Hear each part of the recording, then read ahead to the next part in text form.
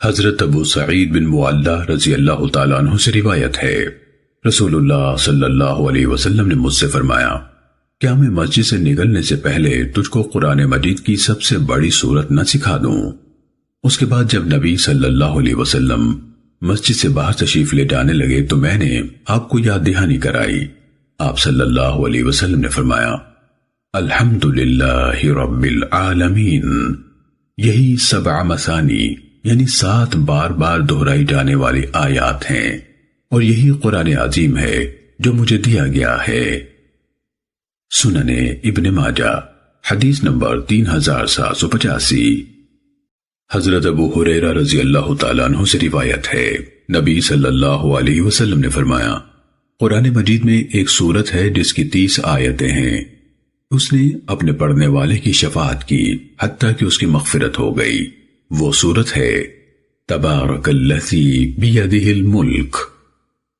سنن ابن ماجہ حدیث نمبر 3786۔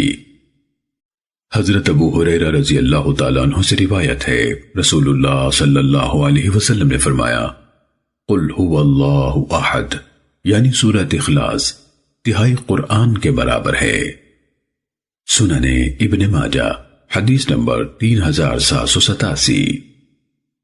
حضرت انس بن مالک رضی اللہ تعالیٰ عنہ سے روایت ہے، رسول اللہ صلی اللہ علیہ وسلم نے فرمایا، قل هو اللہ احد یعنی سورہ اخلاص قرآن کے 3 حصے کے برابر ہے۔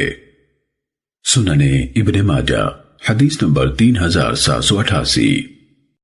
حضرت ابو مسعود انصاری رضی اللہ تعالیٰ عنہ سے روایت ہے، رسول اللہ صلی اللہ علیہ وسلم نے فرمایا، اللہ احد الواحد الصمد 3 قرآن کے برابر ہے۔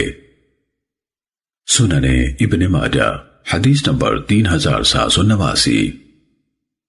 حضرت ابو دردہ رضی اللہ تعالیٰ عنہ سے روایت ہے، نبی صلی اللہ علیہ وسلم نے فرمایا، کیا میں تمہیں ایسا عمل نہ بتاؤں جو تمہارے اعمال میں سب سے بہتر، تمہارے بادشاہ اللہ تعالیٰ کو سب سے زیادہ پسند، تمہارے درجات کو سب سے زیادہ بلند کرنے والا، اور تمہارے لیے سونا اور چاندی اللہ کی راہ میں دینے سے بہتر، اور اس بات سے بھی بہتر ہے کہ تم اپنے دشمن کا مقابلہ کرو اور ان کی گردنیں کاٹو اور وہ تمہاری گردنیں کاٹیں۔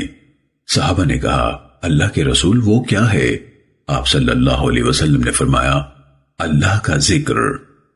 حضرت معاذ بن جبل رضی اللہ تعالیٰ عنہ نے فرمایا، آدمی کوئی ایسا عمل نہیں کر سکتا جو اللہ کے عذاب سے نجات دینے میں اللہ کے ذکر سے بڑھ کر مؤثر ہو۔